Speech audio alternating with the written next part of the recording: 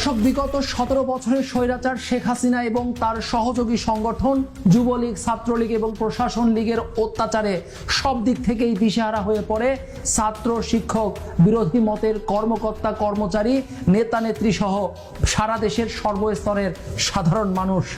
এই ফ্যাসিস্ট আওয়ামী লীগ আমলে বিরোধী দল, বিশেষ করে বাংলাদেশ জাতীয়তাবাদী দল বিএনপির নেতাকর্মীদের উপর চলেছে অমানবিক নির্যাতন। দলটির বিভিন্ন পর্যায়ের নেতারা নির্বিচারে শিকার হয়েছেন গুম, খুন এবং মিথ্যা মামলায়ও। গণতন্ত্রকে গলা টিপে হত্যা করাই ছিল হাসিনা ও তার দোসরদের মূল টার্গেট। এই নির্যাতন থামবে একদিন, শান্তি আসবেই ফিরে। নির্যাতনের ইতিহাস লেখে যারা, সময়ের অপেক্ষা তাদের ঘিরে। বাংলার মাটি মুক্ত হোক, গণতন্ত্রের শিখা জ্বলুক সবার ঘরে ঘরে, থাকুক মানবতার প্রাণ, স্বৈরাচার নিপাত যাক চিরতরে।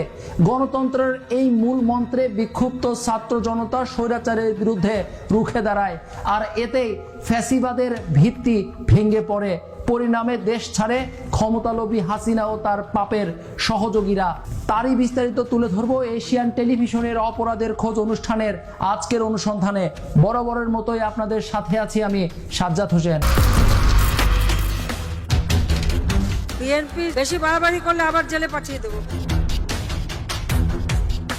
আমাদের নেতা কর্মীদেরকে ধরে ধরে নিয়ে গেছে। 6 মাস বাড়িতে থাকতে পারি নাই। এই ফ্যাসিস্ট সরকারের 2 ডজনের উপর মামলা দিয়েছে।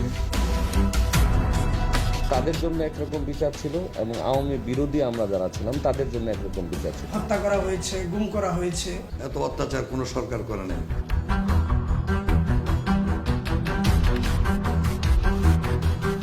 দর্শক, আওয়ামী লীগের অবর্ণনীয় নির্যাতনে বিরোধী দল, মত, সাধারণ মানুষ এবং ছাত্র, শিক্ষক সহ সর্বস্তরের মানুষের পিঠ দেয়ালে ঠেকে যায়।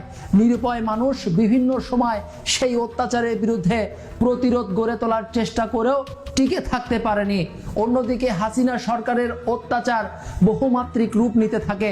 অবশেষে 2024-এর জুলাইয়ে সেই প্রতিরোধ ভয়াবহ আকার ধারণ করে। সারা দেশে শিক্ষার্থীদের নেতৃত্বে শুরু হয় বৈষম্য বিরোধী ছাত্র আন্দোলন।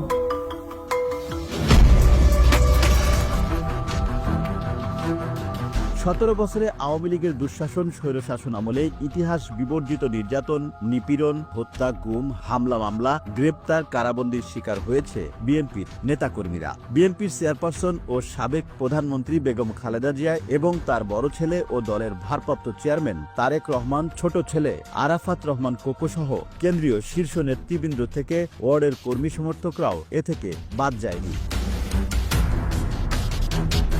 15 বছরে দলটির নেতাকর্মীর বিরুদ্ধে 1,42,825টিরও বেশি মামলা করা হয়েছে।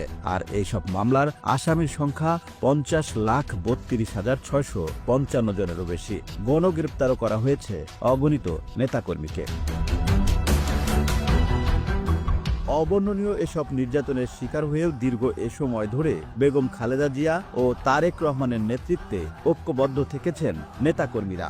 লড়াই সংগ্রামও চালিয়ে গেছেন গণতন্ত্র পুনরুদ্ধারে। শুধু বিএনপি করার কারণেই ঘর বাড়ি ছাড়া হয়েছেন অনেকেই, হারিয়েছেন ব্যবসা বাণিজ্য, চাকরিও। দল ত্যাগ করলেই অর্থ, সুন্দর জীবনের প্রলোভন থাকলেও তারা খেয়ে না খেয়ে রাত্রি যাপন করেছেন খেতে খামারে। গ্রেপ্তারের মাধ্যমে আমাদেরকে নির্যাতন করা হয়েছে, জেল খাটতে হয়েছে আমাদেরকে। কিছু পাওয়ার জন্য আমরা বিএনপি করি না। অনেক লোভ লালসার থাকার পরেও আমরা দল ছাড়ি নাই। কিন্তু তারপরেও দলের শীর্ষ নেতাদের আনুগত্য, আদর্শের প্রতি ছিলেন অবিচল। দূরদমনীয় বিশ্বাস এবং অঙ্গীকারের কারণে স্বৈরাচার আওয়ামী লীগ সরকার 1.5 দশকে বহুবার বিএনপিকে ভাঙার চেষ্টা করলেও সফল হয়নি। বিরোধী দল হিসেবে বিএনপি অত্যাচারী আওয়ামী লীগ সরকারের বিরুদ্ধে সময়ে সময়ে নানাভাবে প্রতিরোধ করার চেষ্টা করেও বারবার ব্যর্থ হয়েছে, কিন্তু কখনো হাল ছাড়েননি তারা। ফ্যাসিস্ট হাসিনাকে হঠাতে ঢাকায় বড় বড় বেশ কয়েকটি আলোচিত সমাবেশও করেছেন, হরতাল অবরোধ করেছেন অনেকবার। বিএনপির দলীয় এসব কর্মসূচিকে আমলে না নিয়ে তুচ্ছ তাচ্ছিল্যে সেগুলোকে উড়িয়ে দিতে থাকে ক্ষমতালোভী শেখ হাসিনা ও তার দলের সর্বস্তরের নেতাকর্মীরা। বিএনপি যদি বেশি বাড়াবাড়ি করলে আবার জেলে পাঠিয়ে দেবো। যার ফলে দেশে অশান্তি বাড়তে থাকে গণ অসন্তোষ। এরই ধারাবাহিকতায় সরকারি চাকরিতে কোটা সংস্কারের দাবিতে মাঠে নামে সারা দেশের শিক্ষার্থীরা। শুরু হয় বৈষম্য বিরোধী ছাত্র আন্দোলন। আর দীর্ঘ ৩৬ দিনের সেই আন্দোলনেই স্বৈরাচার হাসিনার পতনের ঘণ্টা বেজে যায়। আওয়ামী লীগ, ছাত্রলীগ, যুবলীগ সহযোগী সংগঠনগুলোকে মাঠে নামিয়ে শক্তি প্রদর্শন করে আন্দোলন প্রতিহত করার চেষ্টা করা হয়েছিল শেখ হাসিনার পক্ষ থেকে, কিন্তু তাতে সারা দেশে সংঘাত সংঘর্ষে অগণিত প্রাণহানির ঘটনাও ঘটে। নষ্ট হয় বিপুল পরিমাণে রাষ্ট্রীয় সম্পদও।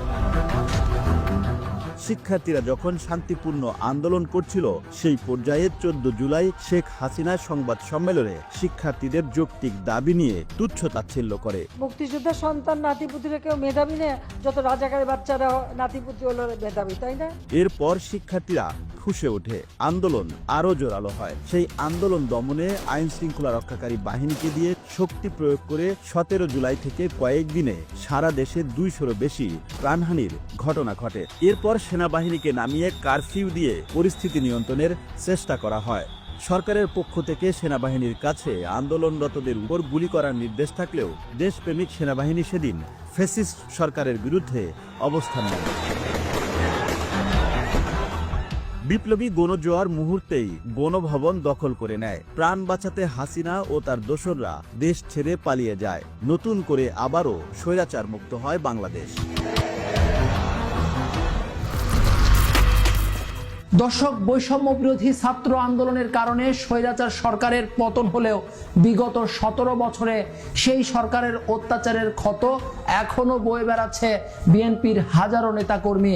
বিস্তারিত জানবো, তবে একটা বিজ্ঞাপন বিরতির পর সাথে থাকুন। দর্শক, আওয়ামী লীগের দুঃশাসনের 17 বছরে অমানবিক নির্যাতন, নিপীড়ন, হত্যা, গুম, হামলা মামলা, গ্রেপ্তার, কারাবন্দির শিকার হয়েছেন বিএনপির অগণিত নেতাকর্মীরা। অবর্ণনীয় এই সব নির্যাতনের পরেও দীর্ঘ এই সময় ধরে বেগম খালেদা জিয়া ও তারেক রহমানের নেতৃত্বে ঐক্যবদ্ধ থেকে লড়াই সংগ্রাম চালিয়ে গেছেন গণতন্ত্র পুনরুদ্ধারে। শুধু বিএনপি করার কারণেই তাদের ছাড়তে হয়েছে ঘরবাড়ি, অনেকেই হারিয়েছেন ব্যবসা বাণিজ্য, চাকরিও। স্বৈরাচার শেখ হাসিনা বিগত 17 বছর ধরে বিএনপি নেতাকর্মীদের উপর করেছে অমানবিক নির্যাতন। গুম, খুন, মিথ্যা মামলা দিয়ে হয়রানিও করা হয়েছে তাদেরকে। ক্ষমতার দাপটে দখল করে নেওয়া হয়েছে তাদের জমাজমি, বসত বাড়ি এবং ব্যবসা প্রতিষ্ঠান। বিরোধী মতের হওয়ায় কাউকে আবার চাকরিচ্যুতও করা হয়েছে। সারা দেশেই বিএনপি নেতাকর্মীদের উপর চলেছে নির্যাতন। ওয়ার্ড থেকে শুরু করে বিভাগীয় পর্যায়েও একই চিত্র। তারই ধারাবাহিকতায় দেশের অন্যতম গুরুত্বপূর্ণ জেলা গাজীপুরের বিএনপি নেতাকর্মীদের উপরও চালানো হয় ভয়াবহ নির্যাতন।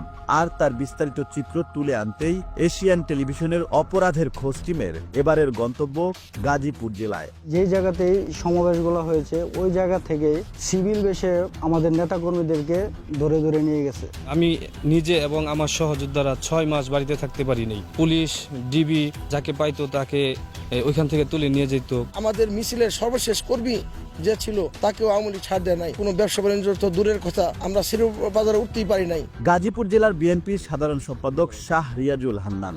অপরাধের খোঁজ টিম তার কাছে জানতে চায় স্বৈরাচার শেখ হাসিনার শাসন আমলে নির্যাতনের বিষয়ে। এই ফ্যাসিস্ট সরকার যে দমন নিপীড়ন চালিয়েছে, সেখানে আমরা গাজীপুর বিএনপি অঙ্গ ও সহযোগী সংগঠন রাজপথের একদম সামনে থেকে আমরা কিন্তু এই ফ্যাসিস্ট সরকারকে আমরা মোকাবেলা করেছি। এবং এই মোকাবেলা করতে গিয়ে আমাদের বহু নেতাকর্মী গুম হয়েছে, হত্যা করা হয়েছে, জেলে পাঠানো হয়েছে এবং শত শত মিথ্যা মামলায় জর্জরিত করা হয়েছে। আমাদের একদম ওয়ার্ড পর্যায়ের নেতা থেকে, কর্মী থেকে শুরু করে জেলার শীর্ষ পর্যায় পর্যন্ত সবার নামে কিন্তু মামলা আছে এবং এই কারণে কারাভোগ করতে হয়েছে মিথ্যা মামলায়। অত্যন্ত প্রান্তিক পর্যায়ের যে কর্মী যখন তাকে জেলে যায়, কারাভোগ করে, মামলা জর্জরিত হয়ে যায়, অর্থনৈতিকভাবে, সামাজিকভাবে প্রতিটি ক্ষেত্রে কিন্তু একটা বিপর্যয় নেমে আসে। তারপরেও আপনি খেয়াল করবেন যে একটা নেতাকর্মীও কিন্তু এই চাপে পড়ে দল ত্যাগ করেনি এবং শহীদ রাষ্ট্রপতি জিয়াউর রহমানের আদর্শে সমুন্নত রেখেই তারা কিন্তু এই গণতন্ত্র রক্ষার সংগ্রামে তারা ঝাঁপিয়ে পড়ছে। এরপর বিগত শাসন আমলে ঘটে যাওয়া নির্যাতনের বিষয়ে কথা হয় শ্রীপুর উপজেলা বিএনপির সভাপতি শাহজাহান ফকির এবং শ্রীপুর উপজেলা বিএনপির সাধারণ সম্পাদক আক্তারুল আলম মাস্টারের সাথে। তারা স্বৈরাচার শেখ হাসিনার দোসরদের হাতে শ্রীপুর উপজেলা বিএনপির বিভিন্ন নেতাকর্মীদের উপর হয়ে যাওয়া নজিরবিহীন নির্যাতনের বর্ণনা তুলে ধরেন। ফ্যাসিস্ট সরকার ক্ষমতা থাকাকালীন অবস্থায় এদেশে মামলা, হামলা, গুম, হত্যা, বাজার মূল্য, অর্থনৈতিক পাচার সহ এমন কোনো কাজ নাই যে তারা করে না। আমার উপরেও এই ফ্যাসিস্ট সরকারের 2 ডজনের উপর মামলা দিয়েছে, 3-4 বার জেলে গিয়েছি। এরকম আমার সারা বাংলাদেশের হত্যা, গুম, মামলা সহ প্রত্যেককে এইভাবে হেনস্থা করেছে। বিরোধী দল সরকার বাংলাদেশে যা করেছে, লুটতরাজ থেকে আরম্ভ করে খুন, গুম, মামলা, হামলার শিকার, ক্রসফায়ার, বাংলাদেশ সৃষ্টি হওয়ার পরে এত অত্যাচার কোনো সরকার করে নাই, এত টাকা পয়সা কেউ পাচার করে নাই। একটি অবাধ, নিরপেক্ষ, সুষ্ঠু নির্বাচনের মাধ্যমে একটি গণতান্ত্রিক সরকার প্রতিষ্ঠিত হোক, এটি মানুষের কামনা।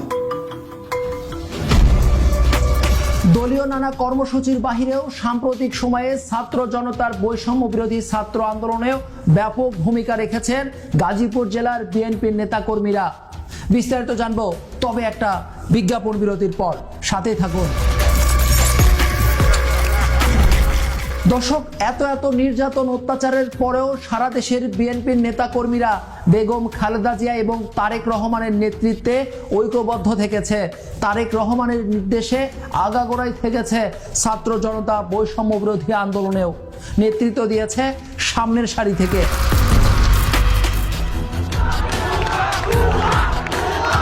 স্বৈরাচার শেখ হাসিনার আমলে জুলুম নির্যাতনের শিকার হওয়া ছাত্র জনতার বৈষম্য বিরোধী আন্দোলন শুরু হয় জুলাইয়ের 1 তারিখ থেকে। সারা দেশেই শুরু হয় এই আন্দোলন, বাদ যায়নি গাজীপুর জেলাও। এই আন্দোলনে ছাত্র জনতার সাথে রাজপথে ছিলেন গাজীপুর জেলা বিএনপির কর্মীরাও। 5 আগস্ট পর্যন্ত আমরা সাধারণ ছাত্রদের সাথে রাজপথে ছিলাম। আমরা এই আওয়ামী লীগের দূষরদের মোকাবেলা করেছি। ছাত্র জনতার আন্দোলনে আমার বাম কানে গুলি লাগে। আমি 5 তারিখ এবং 4 তারিখ ডাকাতি আন্দোলন করি এবং বিজয়ের মালা নিয়ে বাসায় ফিরে আসি। শ্রীপুর উপজেলার বৈষম্য বিরোধী ছাত্র আন্দোলনের নেতৃত্ব দিয়েছেন পৌর বিএনপির সাধারণ সম্পাদক বিল্লাল হোসেন ব্যাপারী, ছিলেন জেলা যুবদলের যুগ্ম সাধারণ সম্পাদক আরিফুল ইসলাম এবং শ্রীপুর উপজেলা বিএনপির সাধারণ সম্পাদক আক্তারুল আলম মাস্টার এবং উপজেলা বিএনপির সভাপতি শাহজাহান ফকির। আন্দোলনে অংশগ্রহণ করে সক্রিয় ভূমিকা রাখেন শ্রীপুর উপজেলা বিএনপির সাংগঠনিক সম্পাদক নজরুল ইসলাম, গাজীপুর জেলা ছাত্র দলের সভাপতি পদপ্রার্থী নওশাদ মুস্তাক এবং গাজীপুর জেলা স্বেচ্ছাসেবক দলের সাবেক যুগ্ম আহ্বায়ক খোরশেদ আলম মোল্লা। বিগত 16 বছর বাংলাদেশে কোনো আইনের শাসন, মানুষের ভোটাধিকার, আইনের অধিকার, বিচারের অধিকার কোনো কিছু কিন্তু মানুষ পেয়েছিল। তখন মানুষকে 2 ভাগে বিভক্ত করা হয়েছিল। 2 ভাগে কি, মানে 10% আওয়ামী লীগের সমর্থক যারা, তাদের জন্য একরকম বিচার ছিল, এবং আওয়ামী বিরোধী আমরা যারা ছিলাম তাদের জন্য একরকম বিচার ছিল। আমরা কোথাও মানে থানা প্রশাসনে আমরা অভিযুক্ত করব দূরের কথা, আমরা তখন মানে বিএনপি জামাত বলে আমাদেরকে আখ্যায়িত করত। সেক্ষেত্রে আমরা ন্যায় বিচার তো কখনোই পাই নাই। আজকে আলহামদুলিল্লাহ শুকরিয়া আদায় করে আল্লাহর কাছে লাখো কোটি শুকরিয়া। গত জুলাই আন্দোলনের পরে 5ই আগস্ট যদি স্বৈরাচার ফ্যাসিস্ট সরকার যখন দেশ থেকে পালিয়ে যেতে বাধ্য হয়েছে, পরিবর্তন হয়েছে। আমরা পরিবর্তনটা আওয়ামী লীগের দুঃশাসনের সময় যে সমস্ত ভুল অন্যায় তারা করেছে, এর থেকে আমাদের শিক্ষা নিয়ে আগামী প্রজন্মকে এটা প্রমাণ করতে হবে যে না, আমরা জনগণের ভোটের অধিকার জনগণের কাছে ফিরিয়ে দিয়েছি। মানুষ তার মুখের ভাষা বলতে পারে না, মানুষের অধিকার কোথাও প্রতিষ্ঠা করতে পারে না।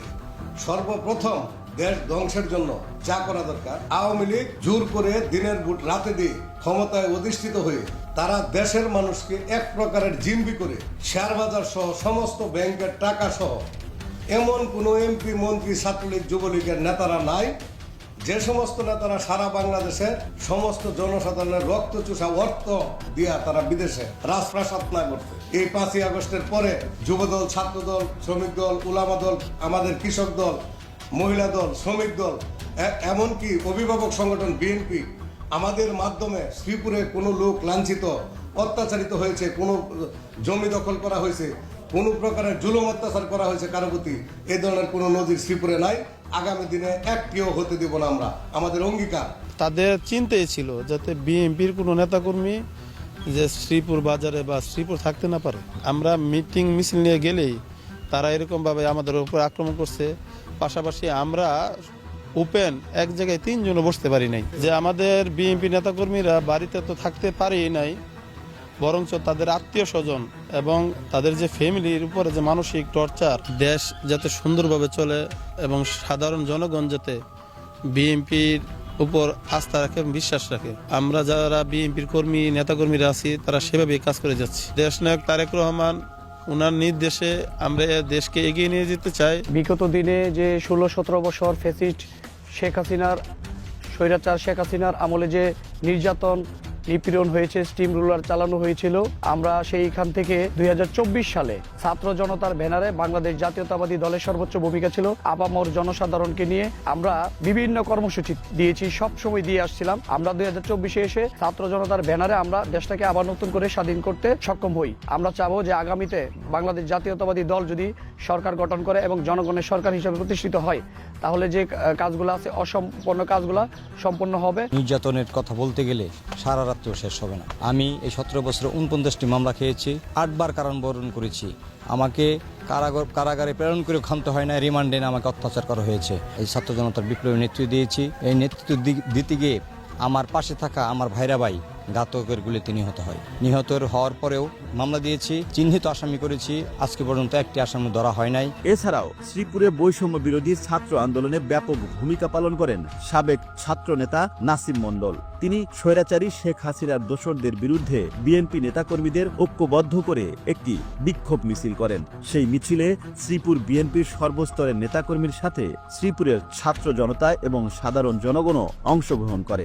আপনারা দেখেছেন যে এই সরকার দমন পীড়নে বিশ্বাসী ছিল। তারা নানা প্রকার দমন পীড়নের জন্য যে তাদের যে শক্তি প্রয়োগ, বল প্রয়োগটা তারা সর্বোচ্চ সীমা পর্যন্ত করেছে। তারা গুলি করত। তারা আমাদের দেখা মাত্রই মনে হইতো যে আমরা একটা নিষিদ্ধ সংগঠন করছি। আমাদের বিভিন্ন ধরনের যারা কর্মী ছিল, নেতা ছিল, তাদেরকে হত্যা করা হয়েছে, গুম করা হয়েছে। বাড়িতেও থাকা যেত না, আমরা বিভিন্ন বাগানে টাগানে থাকতাম। এর মধ্যে দিয়ে আমরা দলের যে বিভিন্ন কর্মসূচি ছিল, কর্মসূচি পালন করতাম, আবার পালিয়ে যেতাম। আমাদের যে নৈতিক অধিকার, ভোটাধিকার, এটাও হরণ করে ফেলেছিল। তারা নিজেরা ডেমি নির্বাচন দিয়েছিল, একটি বাকশাল তৈরি করেছিল পূর্বের মতো। এই বাকশালকে তারা প্রতিষ্ঠিত করেছে। তারা সংসদে দেখেছেন মিথ্যাকে সত্য বলে প্রতিষ্ঠিত করতে চেয়েছিল। আজকে 17 বছরে আমাদের অনেক নেতাকর্মী জেল, এখনো পর্যন্ত জেল থেকে তারা মুক্ত হইতে পারে নাই। আমাদের প্রিয় নেতা এখন পর্যন্ত দেশে আসতে পারে নাই। এত কিছুর পরে, এত নির্যাতন সহ্য করার পরে আমাদের নেতা তারেক রহমান, তারুণ্যের অহংকার, তিনি আমাদেরকে একটা নির্দেশনা দিয়েছেন যাতে আমরা জনগণের সাথে চলি, জনগণকে সাথে নিয়ে যাতে কাজ করি। এর পরবর্তীতে দেখেছেন যে বাংলাদেশে দ্বিতীয়বার আবার বাংলাদেশটাকে স্বাধীন করতে হয়েছে। তখন অভ্যুত্থান শুরু হয়, গণ অভ্যুত্থান, যেখানে শুধু ছাত্র নয়, ছাত্র জনতা, পেশাজীবী থেকে শুরু করে আপনারা দেখেছেন আমাদের যে এই দেশের বাইরে যারা আছে রেমিটেন্স যোদ্ধারা, তারাও এই যুদ্ধে অংশগ্রহণ করেছে। শিল্পীরা এই যুদ্ধে অংশগ্রহণ করেছে। রিক্সাওয়ালা থেকে শুরু করে সাধারণ মানুষ, বাদাম বিক্রেতা থেকে শুরু করে সকলে ঐক্যবদ্ধভাবে এই আন্দোলনে অংশগ্রহণ করে এই স্বৈরশাসক সরকারকে হটিয়েছে এবং অনেক রক্তের বিনিময়ে। বৈষম্য বিরোধী ছাত্র আন্দোলনে শ্রীপুর আওয়ামী লীগের দোসর এবং ফ্যাসিবাদী পুলিশ বাহিনীর নির্যাতনের শিকার হয়ে প্রাণ হারিয়েছে অনেক ছাত্রছাত্রী ও সাধারণ জনগণ। তাদের রক্তের বিনিময়ে 5ই আগস্ট আন্দোলনে নতুনভাবে স্বাধীন হয় বাংলাদেশ। 5ই আগস্টের মাধ্যমে আমাদের শ্রীপুরে প্রায় 30-এর অধিক ছাত্রনেতা নিহত হয়, শহীদ বরণ করেন। ছাত্রদের রক্তের যে মূল্য, এটা আমাদেরকে রক্ষা করতে হবে। স্বৈরাচার শেখ হাসিনা দেশ থেকে পালিয়ে গেলেও তার দোসর এখনো রয়েছে বাংলাদেশে। তাদের মোকাবেলায় নিয়মিত রাজনৈতিক দিক নির্দেশনা দিয়ে যাচ্ছেন বিএনপির ভারপ্রাপ্ত চেয়ারপারসন তারেক রহমান। তারই নির্দেশনায় আগামী দিনে একটি সুন্দর বাংলাদেশ গড়ার লক্ষ্যে একযোগে কাজ করে যাচ্ছে শ্রীপুর উপজেলা বিএনপির নেতাকর্মীরা। কাজ করছেন তারেক রহমানের দেয়া 31 দফা বাস্তবায়নের লক্ষ্যেও। ষড়যন্ত্র কিন্তু এখনো থেমে নেই। স্বৈরাচারের দোসররা ঘাপটি মেরে বিভিন্ন জায়গায় লুকিয়ে আছে। আমরা ঐক্যবদ্ধ থাকলেই আমাদের বিজয় সুনিশ্চিত। 31 দফা যে কর্মসূচি দিয়েছে, এই কর্মসূচি ঘরে ঘরে গিয়ে পৌঁছাই দিতে হবে, উঠান বৈঠক করে। এটা তারেক রহমানের নির্দেশ। সর্বোচ্চটুকু চেষ্টা করবেন ব্যতিক্রমধর্মী একটি বাংলাদেশ উপহার দেওয়ার জন্য। আমাদের দলের পরিষ্কার দিক নির্দেশনা, আমরা মানুষের বাক স্বাধীনতা চাই, সঠিক গণতন্ত্র, যার ভোট সে দিবে। গাজীপুর জেলার শ্রীপুর উপজেলার মাওনা চৌরাস্তা এলাকায় দেখা মিলল সুইটি নামের এক ভয়ঙ্কর নারীর। এ যেন আরেক পাপিয়া। কৃষক দলের নেতা আব্দুর রাজ্জাকের মেয়ে এবং প্রয়াত বিএনপি নেতা শহীদুল ইসলাম শহীদকে বিয়ে করে সাধারণ গৃহবধূ হয়ে ওঠেন ভয়ঙ্কর এক মাফিয়া চরিত্র। ড্রাইভারকে বিয়ে করে সাবেক স্বামীর আত্মীয়দের সম্পত্তি একের পর এক দখল করতে থাকেন। আগামীতে এশিয়ান টেলিভিশনের অপরাধের খোঁজে উঠে আসবে তারই নানা কর্মকাণ্ড। দর্শক, ঘড়ির কাঁটা বলছে আজ বিদায় নেয়ার সময় হয়েছে। দেখা হবে আগামী পর্বে নতুন কোনো অনুসন্ধানী তথ্য নিয়ে। তবে যাবার আগে বলে যাই, আপনার অনুসন্ধানী মনের পর্দা খোলা রাখুন। অন্যায়ের সাথে আপোষ নয়, প্রতিবাদ করুন। কোথাও কোনো অনিয়ম দেখলে আমাদেরকে জানান। সবাই ভালো থাকুন, সুস্থ থাকুন। আল্লাহ হাফেজ।